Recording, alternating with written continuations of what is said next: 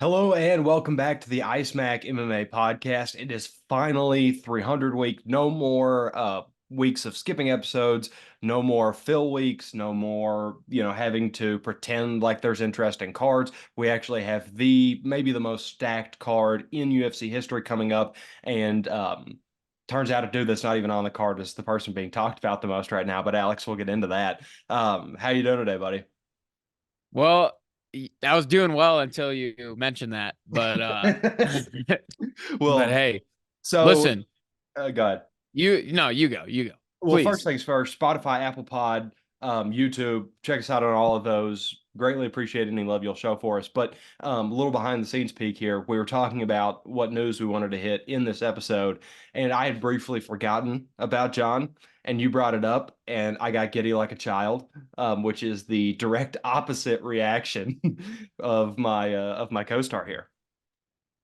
Yeah, not great. The optics are definitely not great. There's no way around it. Um, I don't know how much of it is this dude is geeking out right now. Well, it's my thing is John never gets arrested for anything normal. Yeah, that Like is true. this is almost the most tame arrest he's had.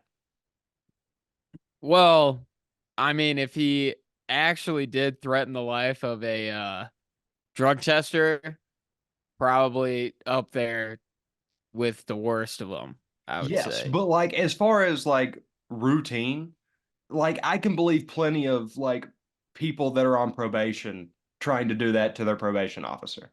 I can't believe very many people are dragging their wives, around Yes. hotel rooms or Yeah. banging their head into cop cars or like shit like that. Um, But yeah, I'm not laughing at the allegations by any means. It is at Laughing a at Jon certain point, Jones right? because At a he certain point, it's keeps like, how he many more keeps doing times this can to he do this? himself. Exactly. He does keep doing it to himself, and I don't think like obviously what's been accused of him is out there. A drug testing agent came to his house. He was pissed off, threatened her life, and was reportedly in jail. Now, what I saw yesterday, Sunday, was John tweeting from his daughter's volleyball tournament. Yeah. I don't know if you saw that on Twitter, but um, so like I don't know. I just don't know exactly what is like what the repercussions are, how much of it is what actually happened. But I mean, all you can say is if this is what actually happened, if John was like threatening to kill somebody, might be time to just cut him loose and be done with his debacle because as much as I am a fan of his accomplishments in the cage, it's pretty clear that he is not a good person and has had repeated horrible incidents again that he's just done horrible things to other people. So Well, and this might be the straw that breaks camel's back for me. and see, like as fans of the sport, like people that are Jon Jones fans, I would assume that that's not an uncommon thought process. But anything short of actually killing somebody or doing something like specifically violent to somebody Dana cares about, John's not going anywhere. Yeah, and I guess we've seen that with Connor as well, Right. I doing mean, dumb shit too. he was So chinning 70-year-old men in the bar yeah, and nothing ever, I mean, and they had that on video. Like there was no running from that and nothing ever happens. Like it's kind of rooted into MMA that like how visually violent the sport is. You're gonna get some bad apples, if that's what we want to call them. And that's been something that Dana's kind of embraced and been like, well, everybody loves to cheer against a bad guy. So lean into it.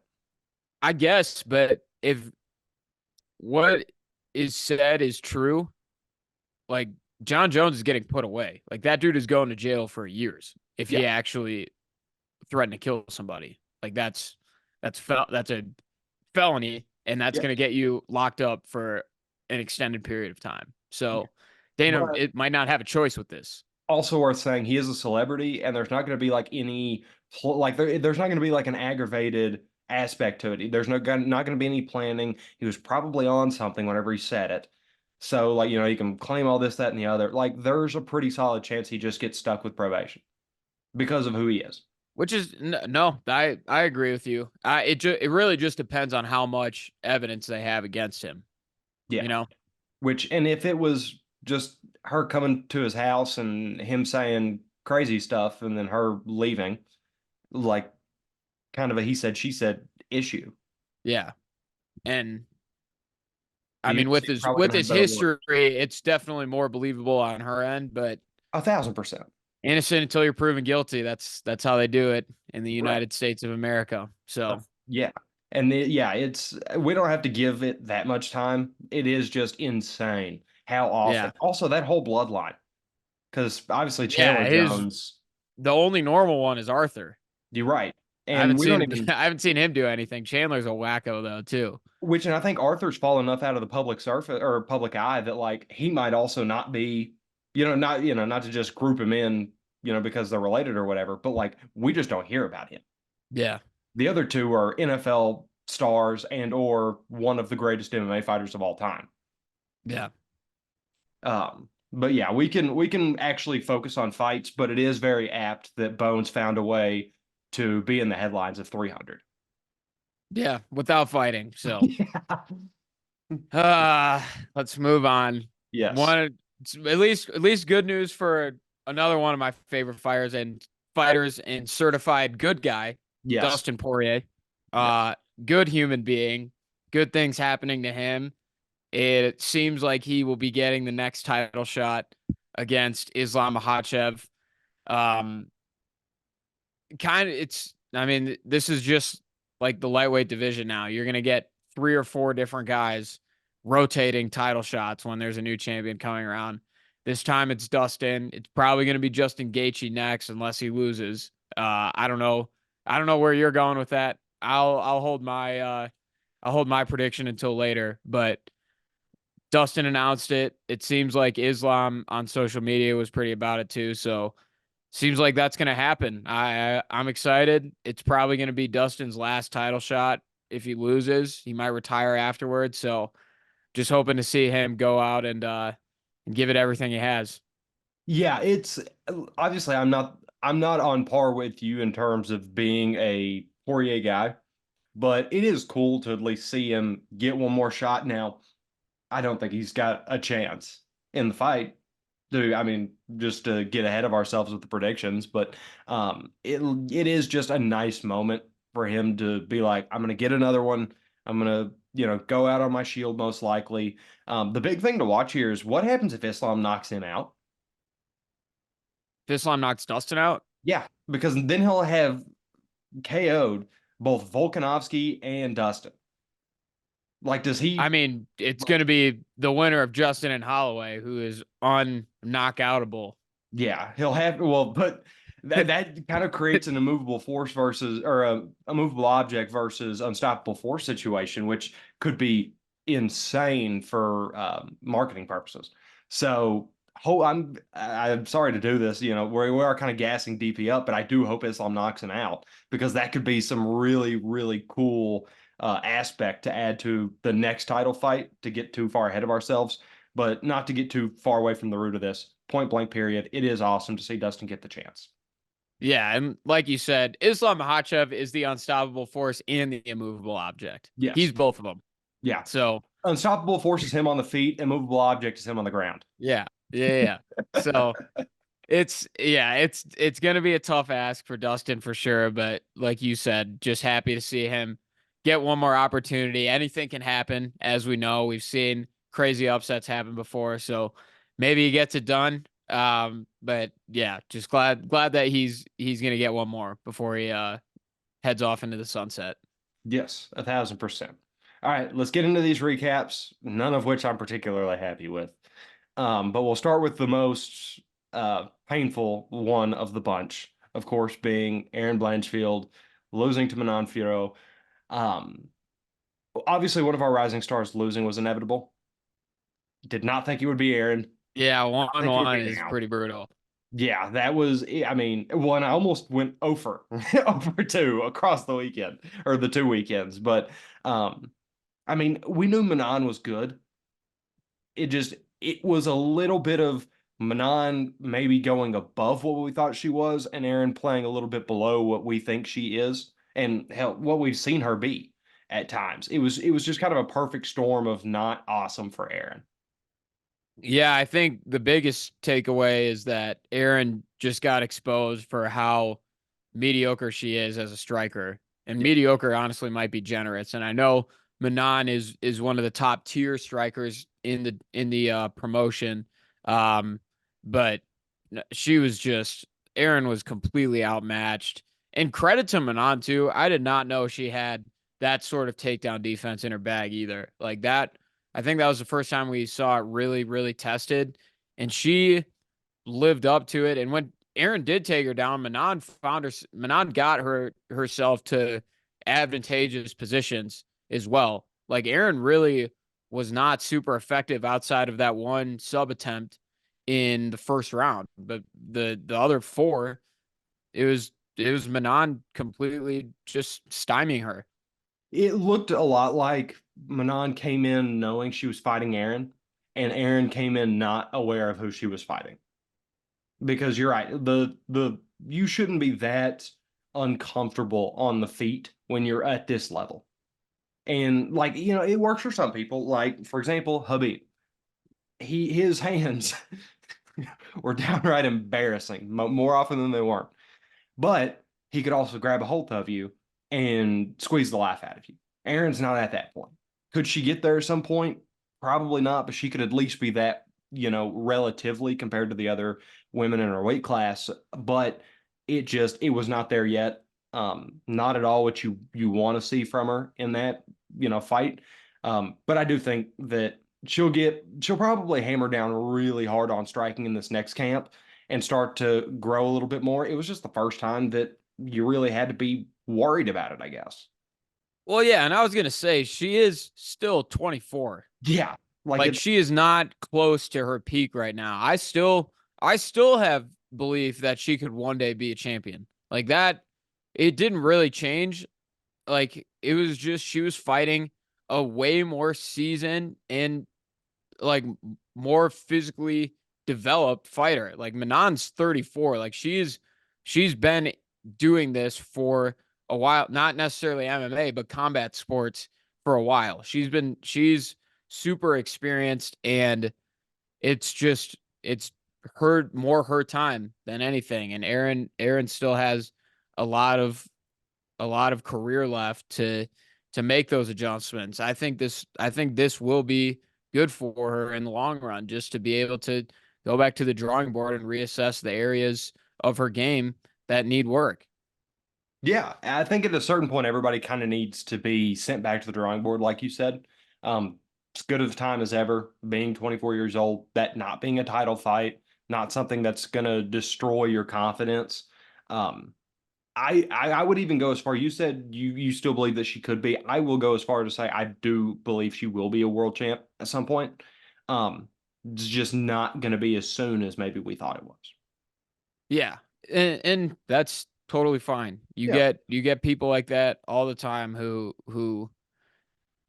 are young, they're up and coming, and then they run into someone who's been around, who has the experience, and it shows their inexperience. yeah, Like that's just you can't do anything about it besides keep training and fighting until you have gotten to that level of of uh of experience in the sport. 1,000%.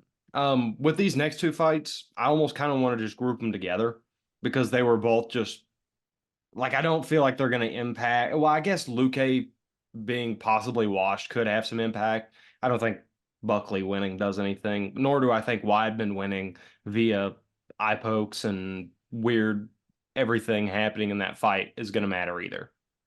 Yeah, I think the only thing from the Luque Buckley fight is since Buckley had moved to 170, he's looked pretty damn good. Yes. He's looked pretty damn good. I don't know if he'll ever reach like title contention status, but it seems like welterweight, he's going to have a more successful career than he did at middleweight because he was small, like very small for a middleweight. So, just happy for him that he has been able to make the move down and have success there. Yeah, Luque, surprising though. I was very surprised by how timid Luque looked with Buckley. I was expecting him to shoot a little more. He didn't. And just got pieced on the feet, man. I don't really know what else to say. That one surprised me for sure. He looked washed out. He Yeah. looked like he almost didn't want to be there. Like, hopefully, if that is the case, please get out of the cage, obviously. But he might just end up kind of being one of those dudes that floats more in the middle, more like a Bobby Green at the end of it all. Yeah, and Luke is a guy who's dealt with a lot in his career too. So it might just be like the physical toll of everything that he's had to deal with is kind of rearing its head in that situation. Definitely not a spring chicken either. So I guess we'll see. You got to give him another chance to get back in the cage. Maybe it was just an off night for him, but yeah, very surprising with Luque. Weidman, I'm a little conflicted about because as much as I like him, that was a ugly way to win a fight. Yeah, Um, it was one of the worst fights I've watched this year. yeah, just not super appealing at all. And it seemed like before the eye pokes or excluding the eye pokes, I know it plays a factor, but it seems like he was gonna win anyway. Yeah, But it's just like you don't want to win like that. You don't want to win poking a guy in the eye 4 times. Like it's it leaves a little bad taste in your mouth for right. sure. It didn't do it. Like, you almost just want to rebook the fight, but then again, I almost don't want to see it because of the PTSD of it all. Yeah, It's for sure. For it's sure. just like, yeah, meh. Like, it changed nothing for either one of the guys other than me being like, I'm sad that I have to remember that is likely one of Weidman's last fights. Yeah, but at the same time, it's like he did get a win. So, Yeah. especially like another guy who's been through so much in terms of his body, like just being able to see him come back and win a fight is cool, but it's not the way you want to see it happen. I wow, that was a crazy voice crack. But That's uh that's so unfortunate for you, man. let's let's move on. Let's move Okay. on to the More Brennan unfortunate. Allen Chris Curtis fight. I want to hear your thoughts on this because that's obviously one of your rising stars. So you go first. Brendan essentially lost the fight because it was far too close. Even, discrediting scorecards or whatever, however you saw that fight going. Let's say you did see Brendan winning, which I personally did. Um, Chris Curtis just came off the couch like a week and a half ago. Like, you cannot have such a razor thin close with a dude that is not elite coming right off the couch. That's not an acceptable performance, especially for a dude that I know can do better than that. Um, so yeah, that he lost in the eyes, I think, of a lot of people, but with me specifically, just because that you didn't eat that. Yeah, I'm with you on that. Brennan Allen's a guy who we've been waiting to see how the heights that he can go. And Chris Curtis is someone who is like their ceiling is established. Chris Curtis, like he is not close to the top tier of middleweight fighters. He's a good fighter, he's tough, but he's not in that elite status. If he was being placed on Big Cat's power rankings, he'd be in the frisky and fun category. Yes, yes, that's a good comparison for sure.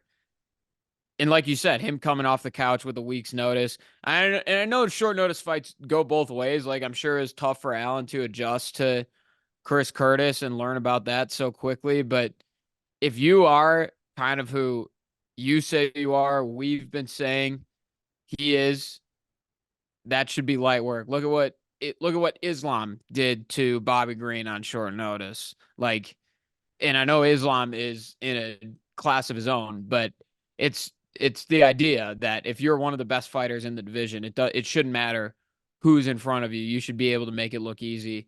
And that was just not the case. No, no, especially on the feet. It just it did not look where you wanted it to be. Bad week for my rising stars and striking.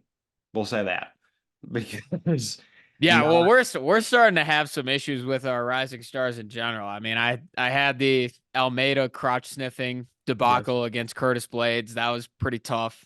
You've got you've got the nightmare that is Cody Brundage coming for you this week. Oh yeah. Oh.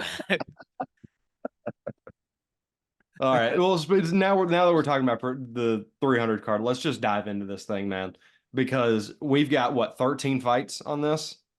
13. I think it's a record that we'll probably never see again. Yeah, So and unless this enjoy this. podcast survives to 400, this is probably the max.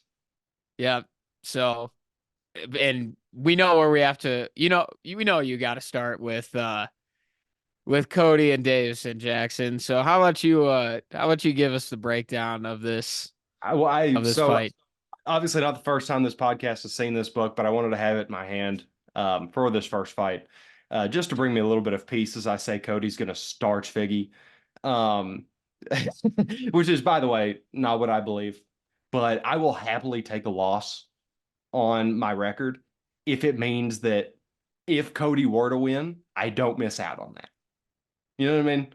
Like I'm entirely willing to walk into this knowing that I'm almost certainly going to lose on the off chance that I don't. You know what I mean? Um, Figgy is just better than Cody in every single way currently.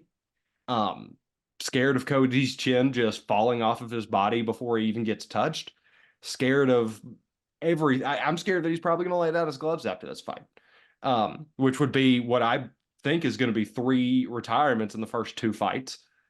Um, but yeah, I can't not pick Cody on the off chance that something magical happens, and that's the only bit of analysis that I can offer for this fight.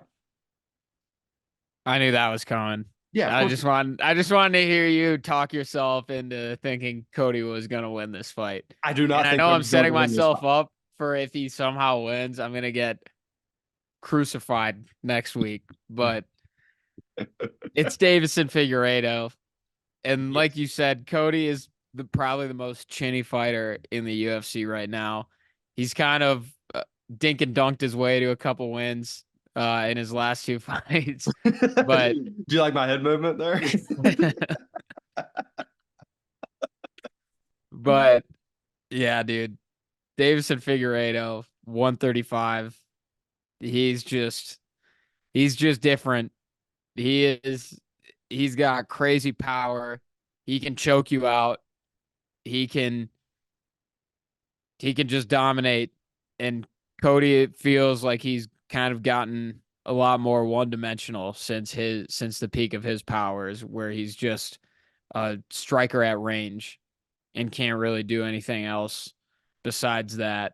And if he can't do that for 15 minutes, he's probably going to lose. Yes. Yeah. Yeah.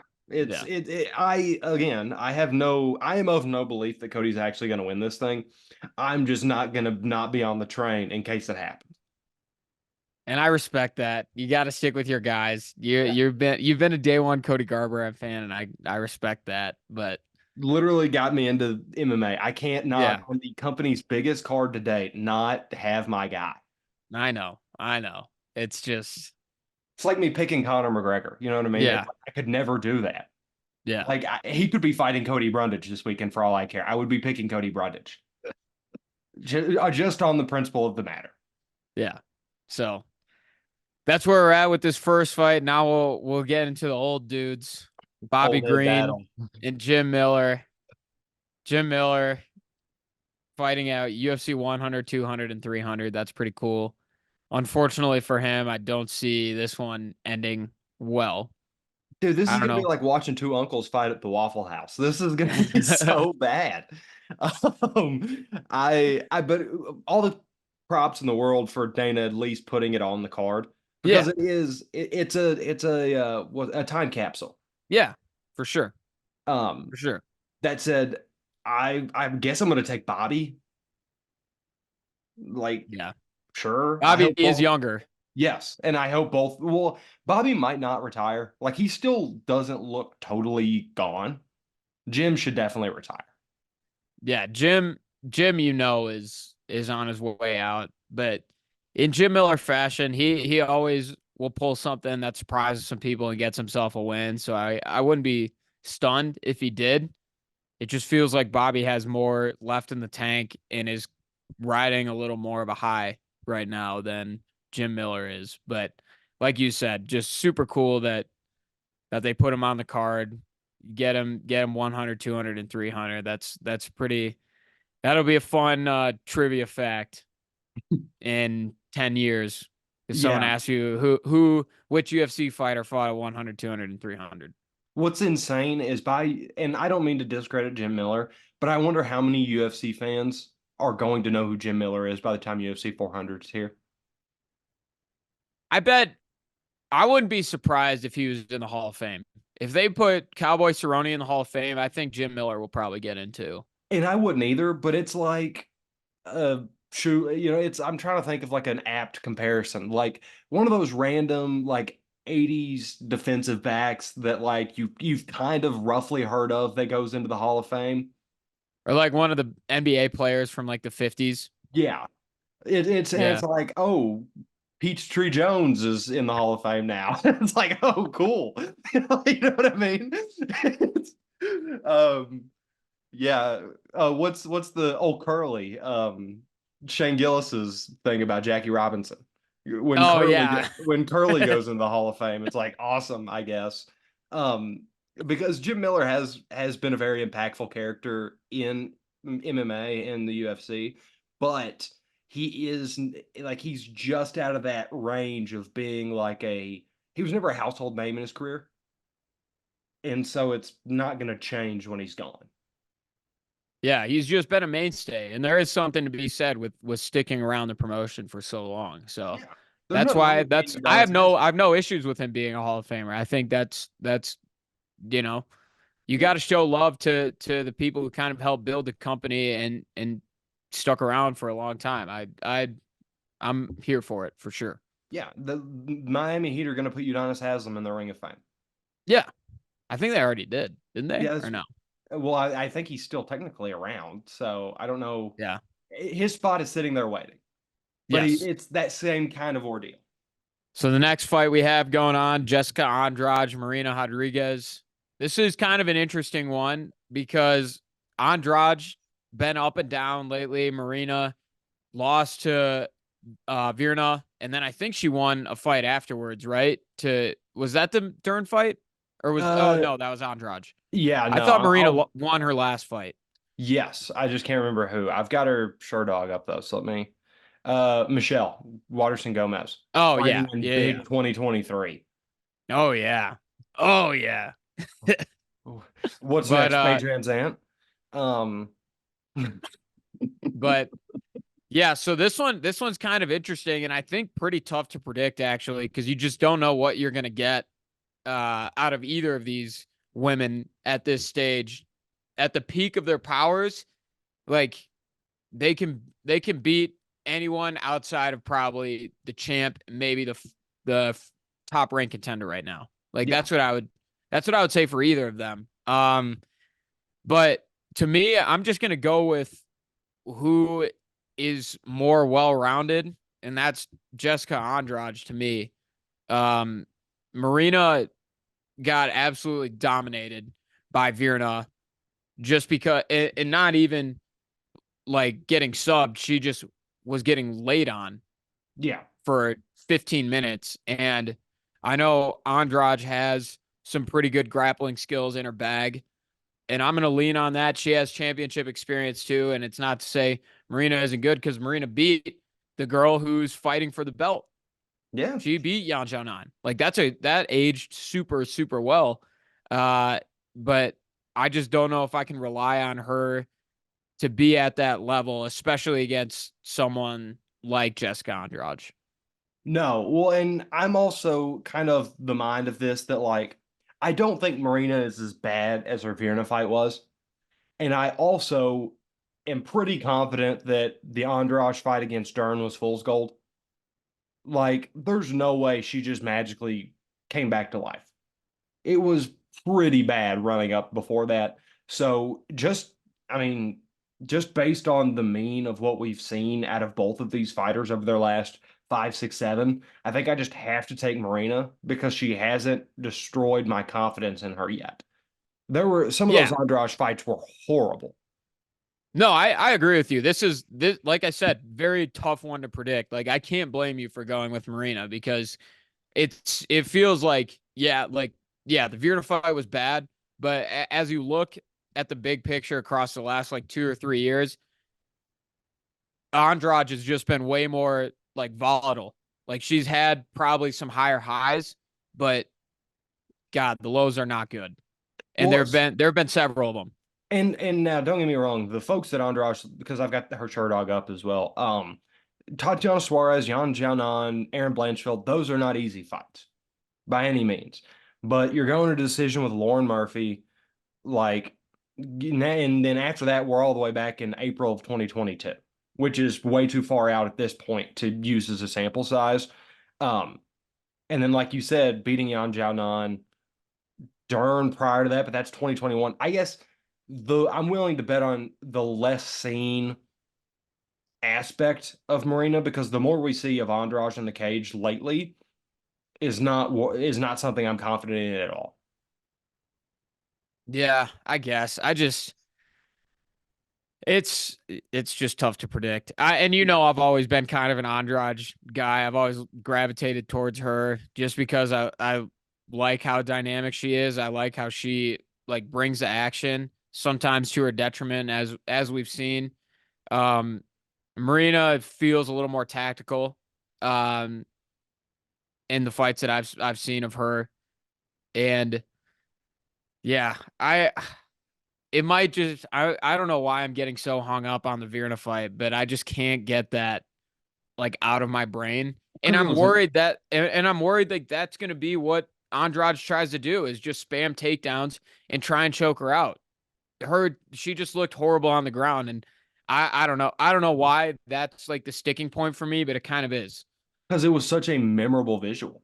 Like I totally get it. And like I had my own issues with it, but it was just I kept going back to Andrade, so I was just like, maybe none of these visuals were as bad, but they were all collectively bad, and there's a lot more of them than just Vera. Yeah.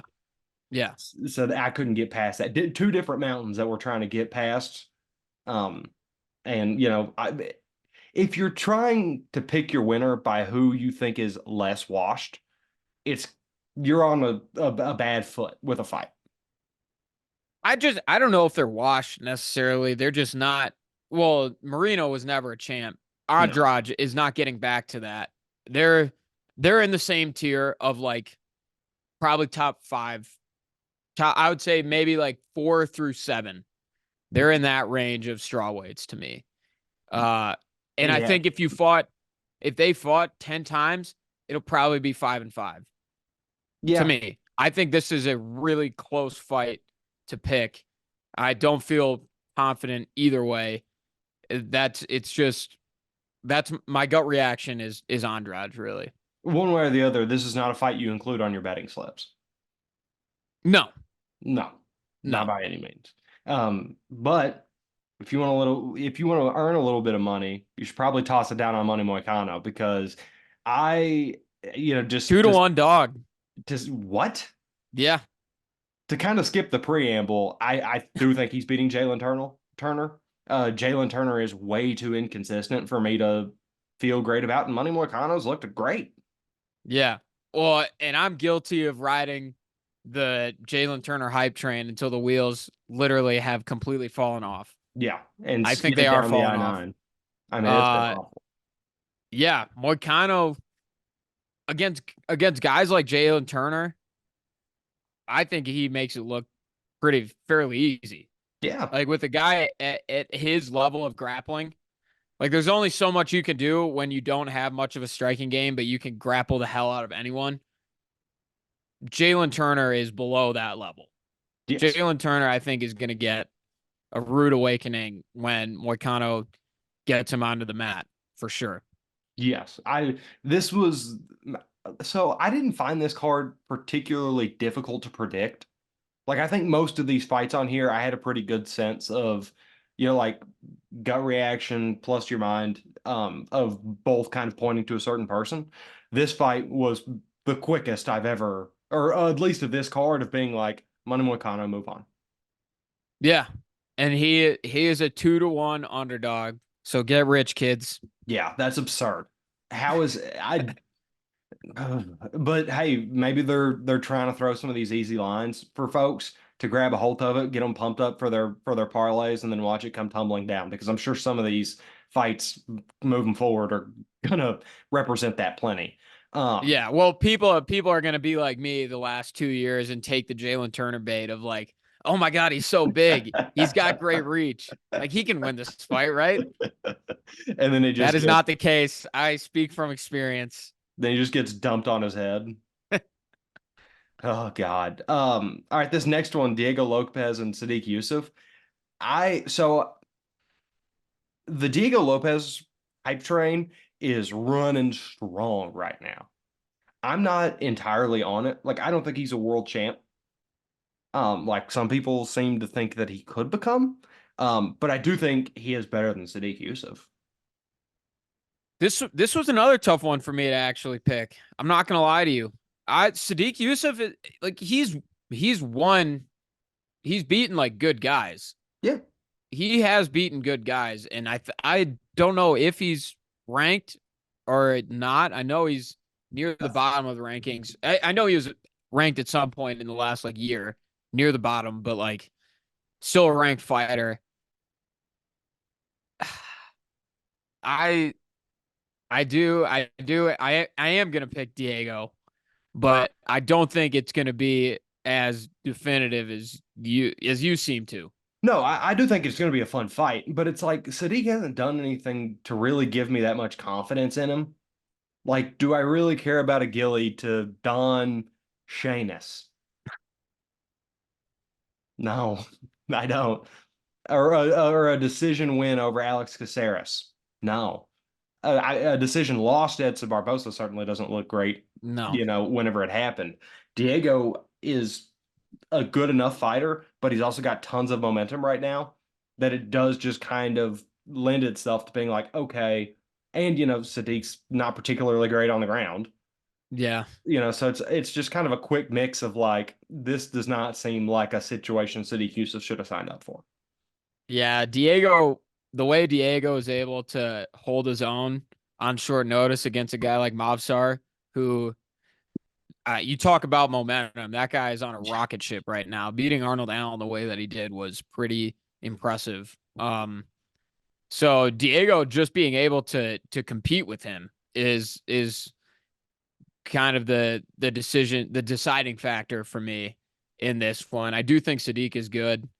And I think it'll be close, but yeah, Diego's got the tools. He's got another guy who's got good build, and I might be cursing us by saying that after Jalen Turner, but he is another tall and long in terms of reach and legs uh fighter. So I'm rolling with it. Yeah, it's one of those that it's like I do just kind of have to deal, or I do just kind of have to, like, by default be on the hype train until he gets to a point that all these hype train fighters get to where it's just like, okay, it's like, okay, this is Yeah. where it ends. And Yep. usually you can see it from a mile away, and Sadiq Yusuf is not that for me. No, he's not. He's not. I think he's gonna make it tough on Diego. It's his. I shouldn't say it's Diego's toughest fight, because it's not. It's the No. toughest fight that he's gonna have to win for sure. Yes. Yeah, it'll be, is he favored on the lines, do you know? I checked yesterday and I think he was a slight favorite. So It's certainly the hardest fight of him being a favorite. yes, yes, for sure. Yeah. With this next one, I don't even think that it'll take long for us to talk about who we think will win. I think the most discourse will be if Kayla Harrison, or when Kayla Harrison wins, if she calls out Amanda. I think the biggest thing we need to worry about is Kayla making 135. Yes, that That this is fight might just not happen. that's hurdle number one. We're recording this on Monday, and we Yes, won't know what Kayla if Kayla makes weight until Friday. So this could all be irrelevant. But yes. But fortunately, the pot will be out on like Wednesday, so it'll be yes, okay. yeah. Um, but let's in the scenario that we hope to happen where Kayla makes weight and is able to make the walk against Holly Holm, uh, it's gonna be a bloodbath. Like Yes, Kayla, I expect to finish this fight. yes. I am literally my notes consist of Kayla Harrison mauls Holly. Like she is that good. And if Yes, she can make 135 on a consistent basis, she could be she could be in for a quick rise to the UFC title. I hope she calls out Amanda. I hope that's someone who can kind of coax Amanda out of retirement. And we've talked about this before. When this fight was announced, when it was announced that Kayla was going to be a UFC fighter, we were like, holy shit, this could bring Amanda back. This could bring Chris Cyborg back. And all of a sudden, women's bantamweight becomes maybe the most exciting women's division in the promotion. yeah, I Like think it almost to me from with the those least three to the names. most. Yes, I think of those. If you have just those three names, it already becomes that. And that's not to discredit anybody else. That's just a lot of legacy and a lot of dream fight sitting there waiting on the table. A lot of star power. But Yes. either way, if Kayla makes this one makes quick work of Holly, she'll get a title shot regardless. She'll fight Raquel next, I imagine. Because Yes. you like she's already established. She's established as a champion. She doesn't need to build her way up. No. Like she just needs to go out and do what she's done her whole career against a former champion. Obviously, people kind of shake their heads about Holly Holm being a champion these days, but she did win a title fight. She did hold the belt. Means something. And it's not like she's been on a losing streak. I think she won her last fight or two. Like she's not completely washed yet, I should say. No, no, she's not. She's not. It's just Kayla's Kayla. That's just, you know what I mean? Like, that's just, it is what it is. Kayla Harrison is Kayla Harrison. Yeah. And there's very few people on this earth that you go in being like, oh, she might lose this. Yeah. So we're rolling with Kayla. Yeah. This next one also very easy to predict for me. Is this Sterling and Calvin. oh, Sterling and Cater? Yeah. Yeah, I think Aljo makes him tap. I do too. I do Same. too. I think this is a smart move by Aljo. Kind of uh less deep. There's a lot of good featherweights. Bantamweight is kind of universally known as the deepest division in the promotion. Aljo got starched by Sean. There's too many people in line, and especially if Marab gets the belt, is if they show the same courtesy to each other than as when Aljo was champ. I don't think Aljo is going to get another chance at the bantamweight belt. So this is a good move. Cater's a nice first fight to kind of warm him up to the division. And yeah, Aljo isn't going to have to make the weight as strenuous of a weight cut. He's said it before that 135 is tough for him. So hopefully a little stronger. And yeah, I'm with you. I expect him to take him down and choke him out. Yeah, it's like respect to Cater, especially for taking the fight. Signing up to fight any former champion is something that's like, okay, I do at least have to tip my hat to you for being willing to do that. But Sterling on the ground is going to be such a nightmare for Calvin immediately. Yeah. Like, I don't know that Yeah. he gets 60 seconds into this fight without being put on the map. Yeah, and it'll be interesting to see how strong Aljo is at 145 too, because he was a strong dude at 135 when he was like literally killing himself to make weight. Yeah. Uh Now with that kind of off his back, it'll be interesting to see how dominant he can be with Yeah. that added mass to him. When he's still like relatively young, like 34 is not that old. Yeah. So it's like he's not. at the whim of Father Time here. Like he does actually have a chance to step right back into it. Um, but yeah, and then in our featured prelim, our final one before we get to the main card, which I'm looking at what the first fight on the main card is, and it just makes me angry every time I look at it. But This before we one get to should be the that, main card opener. yes, 1,000%. Yuri Prohaska has no business being on the prelims of any pay-per-view.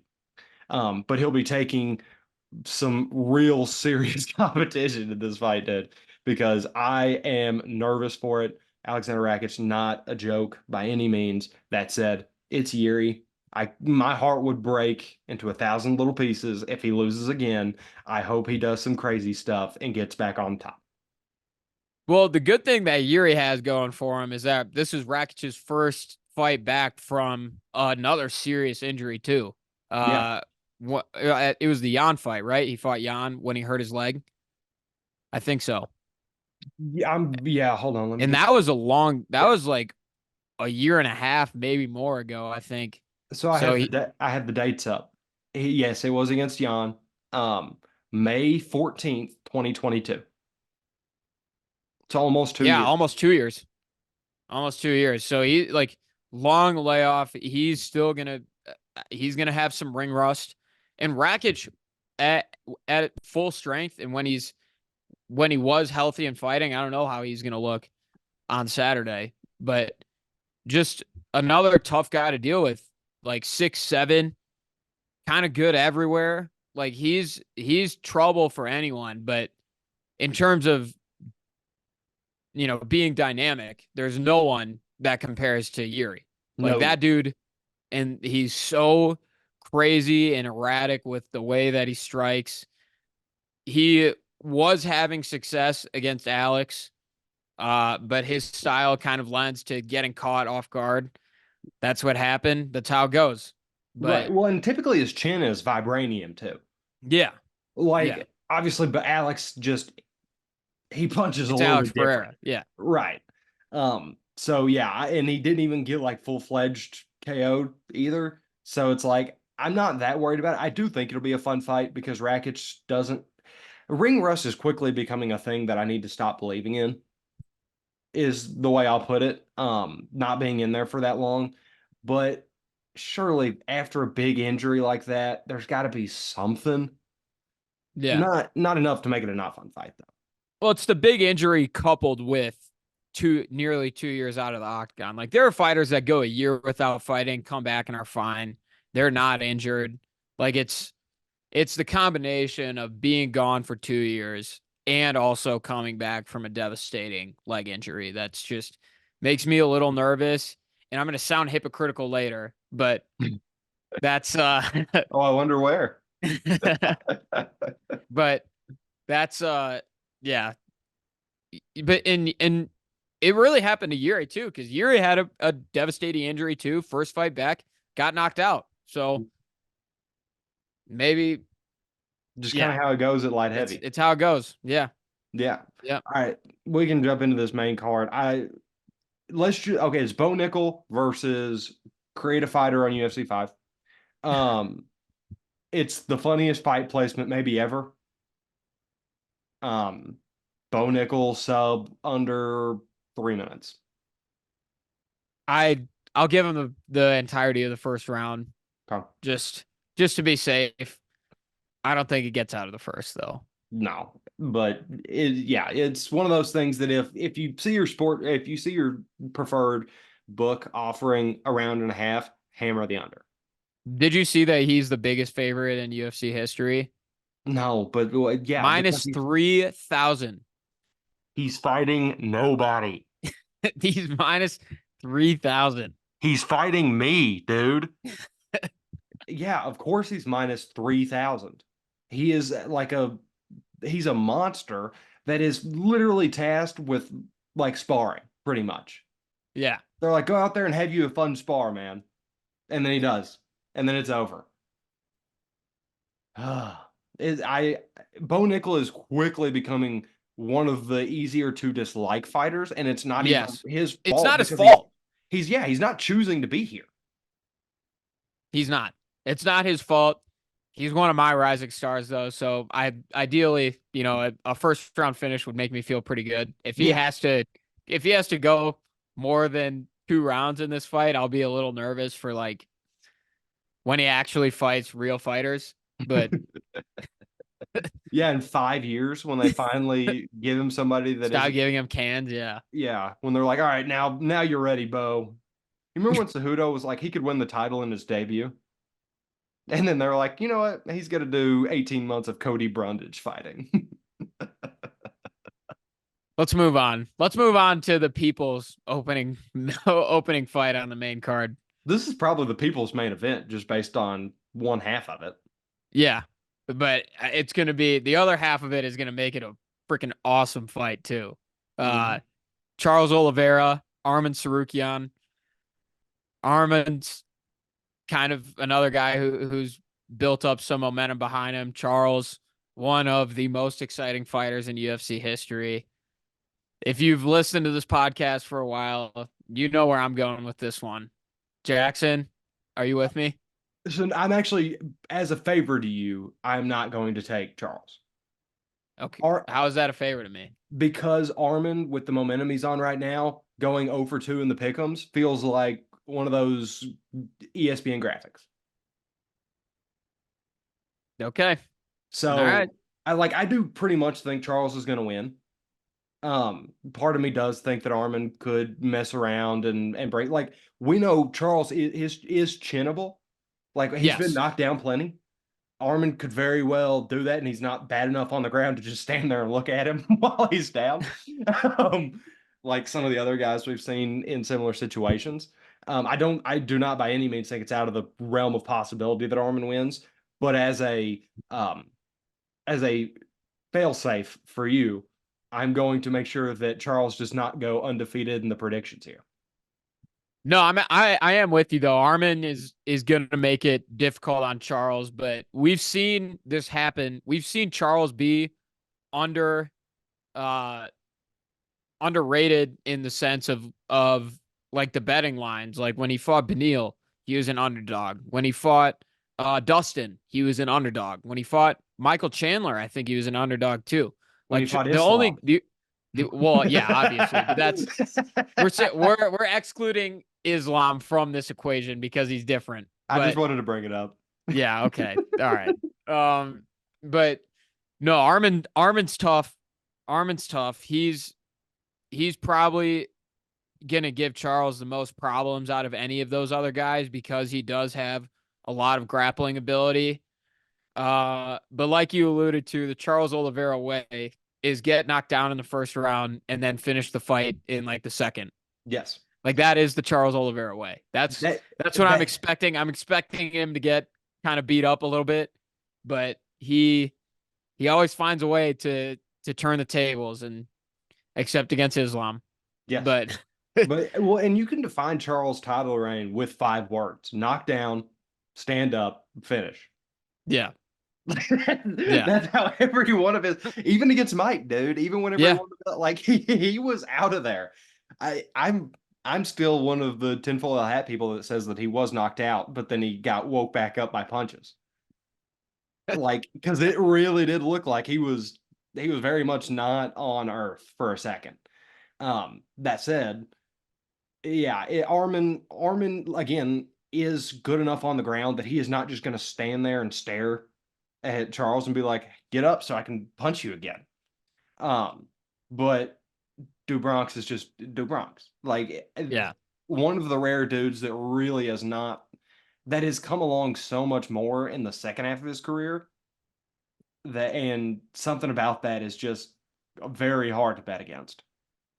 Well, it was the move up to lightweight. Like that was the catalyst. Like he struggled. Most of his struggles were at featherweight, and yeah, Yeah. once he moved up, he lost a couple fights, but he just found his footing and took off, man. Right, but Charles Oliveira, do Bronx. even those weight class changes, most of the time you don't get that instant gratification. Mm-hmm. Like it's just kind of in the middle. Like he should have on paper never been a champion, but he was, and he was a defending champion, and it took a buzzsaw to finally put that out. Yep, we love him. Do Bronx, make it happen. I love him. I And love I him. don't dislike the guy by any stretch of the imagination, but I'm not. He's not. He's not Cody for me. You know what I Yeah. mean? Like he's not. Yeah. He just doesn't hit those highs. Or Justin Gaethje. He's not Justin Gaethje for me, and I'm picking this fight not to do you any favors. I'm picking this fight because I think Justin Gaethje is going to be the first man ever to make Max Holloway touch earth. This is 5 rounds, correct? Yes, It's a 5 round fight. for a That's fake what I belt. thought. For the fake belt. Yeah. Yes, Um I this is another tough one for me. I'm not gonna lie. I've gone back and forth for a long time. Like since it was announced, basically, I was like, Max, he's just got such a good chin. He's such a great boxer, but he is a 145er at the end of the day. I'm I'm going with Justin. I don't think he's gonna make Max touch earth. I'm sorry. I'm sorry. I'm I see how it sorry. is. I see how it is. You can change your pick. I don't really care. No, I no, don't no. believe in that stuff. So Well, no, no, no. I didn't expect you. I just didn't expect you to take Max, or I didn't expect you to take Justin. Rather, I figured you were going to be on the Max train. So no, that's what that I'm reaction was. oh, yeah. I it hurts me and like I could see Max winning. This is a fight that I will not be betting on because I have no idea who's going to win. But Justin is coming off a huge knockout of Dustin, which was pretty insane. Uh and he's just if he's learned how to jab against Rafael Fiziev. He's slowly putting all the pieces together and in striking. So I'll never forget just watching his face. Like you could see the gears finally line up properly when he was fighting Fiziev. Because whenever he just get that jab, it was like, whoa. You know what I mean? It was like caveman discovering fire. He was like, wait a minute. yes, yes. That is the best explanation of it because Justin Gaethje is just like a caveman in the octagon. Yes. Like that dude is just like wild and like he's it's just Justin Gaethje. If you know, you know. Right. But Yeah, there's certain allegations that he is not beating. the Scotty Barnes allegations. Yes. Yeah. The very same. But yeah, I'm very shocked you picked Max here. Or Justin. Yeah. Yeah. No, I don't know. I'd rather go with the guy who's been at the division his whole career and is kind of in the same spot as Max in terms of his standing within the division too. Because Volk's kept Max kind of blocked away for the last couple of years, and now with Ilya as the champ, it's gonna be Volk is gonna step into that Max role, and all of a sudden it's just like, oh, There's no where more does spot Max for have him. to go? And I could be wrong. I could be wrong.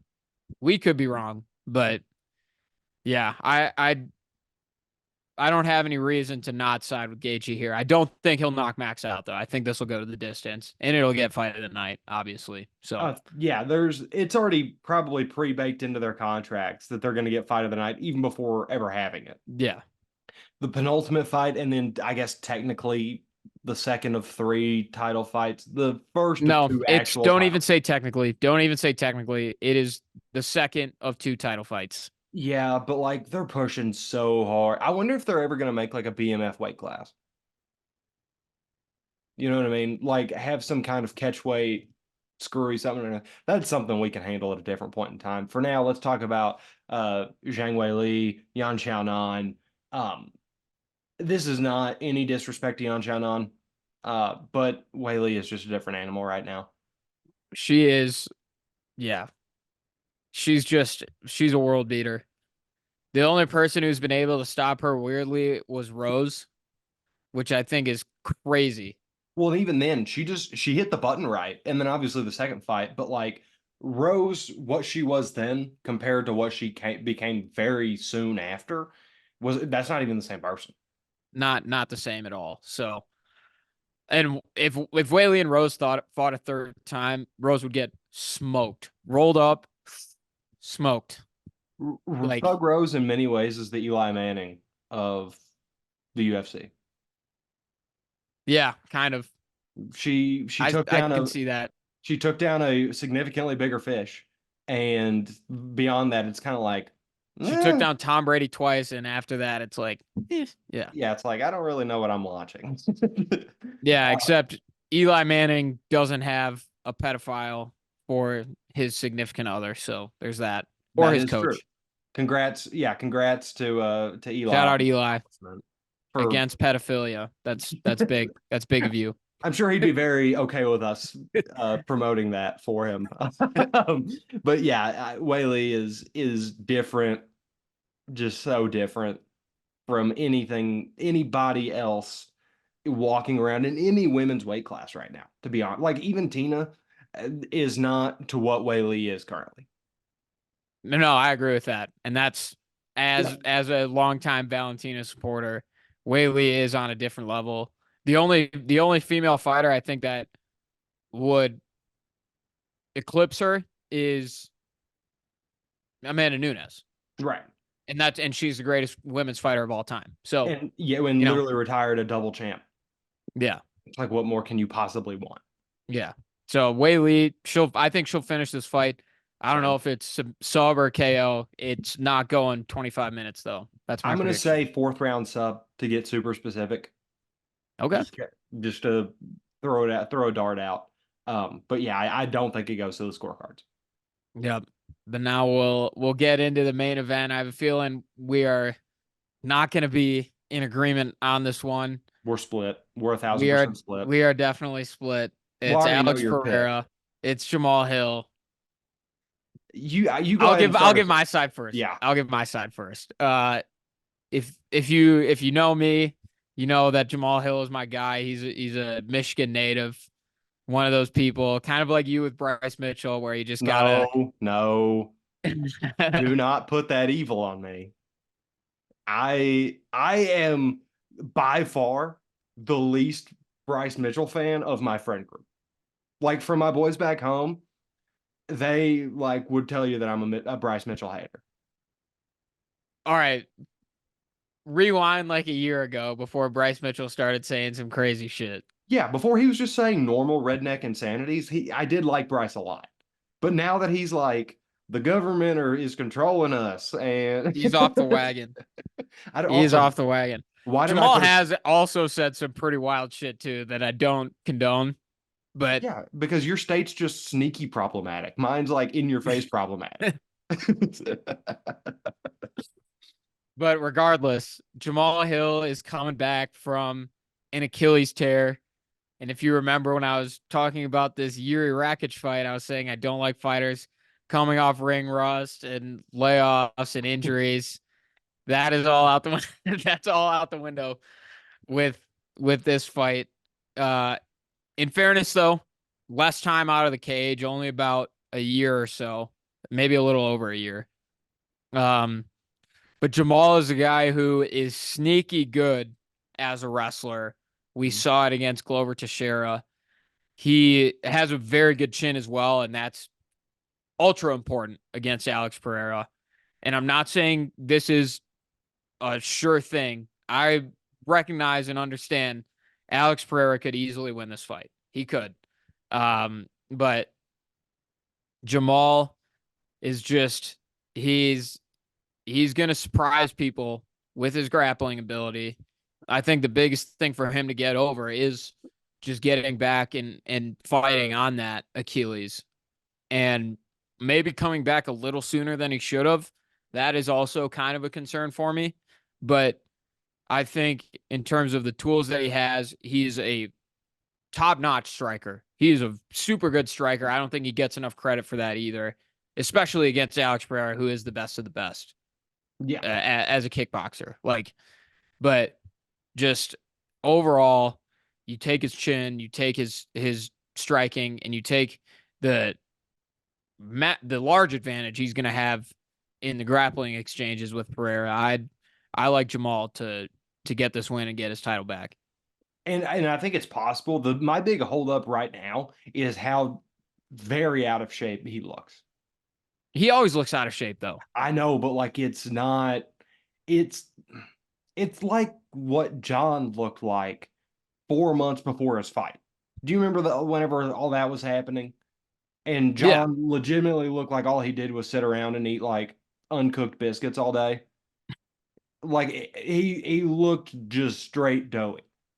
And there was just a video going viral that I saw on Twitter literally this morning where it's like Jamal has like the loose fat on his stomach right now instead of like it actually looking like he's been training and he was just like doing like pre-fight celebrations or some I don't even he I don't it was weird. But that concerns me. The ring rust doesn't really because like you said it's only been like a little over a year. Um I don't I think it'll this fight will be more of a pride thing. I don't think he's necessarily going to lean into the grappling, and I think Alex at some point, with like he does with everybody else, is going to land clean and either turn the lights off or hurt you enough to where he can keep you in a spot until the ref pulls him off. Yeah. And Jamal's always been kind of a doughboy though. Yeah, I don't he know. has, and there's nothing wrong with that. I don't read into that too much. Well, But it's just to see it visually and be like, okay, this guy's recovering from an injury, but he's not past or like he's not physically where you'd think he probably would want to be, right ahead of a fight. And like maybe some of that'll fall right off of him when if he, you know, well, I don't guess he has to cut any, but like it's just I don't something about it, man, just doesn't sit right. Kind of makes me concerned that maybe his injury rehab took a little bit longer than he was expected, and now he's kind of overcompensating for it on the other side. There's just a lot that I don't love about Jamal coming into this fight, especially going up against a guy like Pereira. his physical, his like, how do I say it? Because the injury is physical too, but his like conditioning, I guess, is Yes. not. That's not my concern. It is the injury coming Yes. back that he's recovering from. That is my concern. Yeah. He could be, he could be rocking a beer belly for all I care, which he usually does, but like usually it's a little toned down. I don't care if he walks in looking fat. I care that his Achilles is okay, and that's what I'm worried about. And that's what I'm saying. I think one has to do with the other. I don't think that he's coming in with looking as out of shape as he currently is if he had a choice not to be. Like, I don't think he's going to gas out on us. I just wonder if maybe this camp hasn't been as complete as normal because he does look a little bigger than normal. I guess maybe it all just blends together for me, but Maybe. I Alex definitely could win this fight. I'm acknowledging that right now, but I just like if Jamal comes out and is the Jamal that we saw fight, excuse me, Glover, I think he wins. And I he do might too. not be. He might not be. But if he is, he wins this fight. And that's what I'm banking on. Yeah. And it makes total sense. This is obviously the most interesting fight on the card because it's like a true unknown in the best way possible. It's not like Marina versus Andrade where it is kind of the unknown of negatives. Yeah. Um, but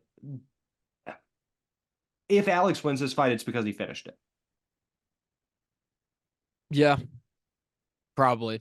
I don't think he's getting a scorecard finish here. I think, and I will be predicting an Alex KO/TKO. Which is valid. It is valid. I don't think Jamal is gonna sleep Alex. I think Jamal will probably win it on the cards.